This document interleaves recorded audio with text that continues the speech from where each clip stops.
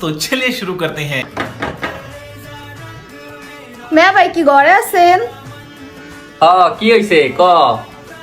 আজকে দুপুরে আমাদের বাসায় আপনি খাইবেন। আপনার কিন্তু একলা দাওয়াত। আর কেউ আইবে? আর কেউ না, আপনার একলাই। মানে আমার একলা না, মানে তোকে ঘরে কি আর কেউ আইবে না?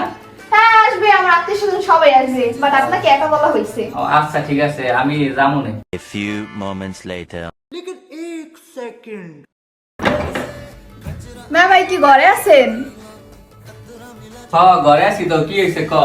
বয় আগে, কি হইছে ক? আজকে দুপুরে আমার বাসায় আপনার দাওয়াত, একলা আইসেন। একলা যাবো?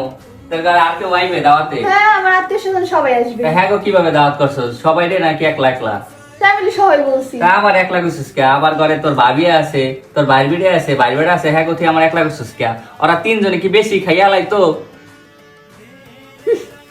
सब क्या देखना पड़ रहा है।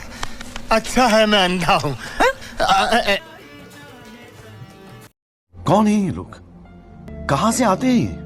কিছু পরিবার আছে যেমন ভাই বোন, তারা এমন ভাবে দাওয়াত করে যে তাদের দুইজন তিনজন যদি লোক যায় তাহলে মনে হয় তাদের খাওয়া সব শেষ হয়ে যায়, নাকি কিভাবে দাওয়াত করে আমি সঠিক জানি না।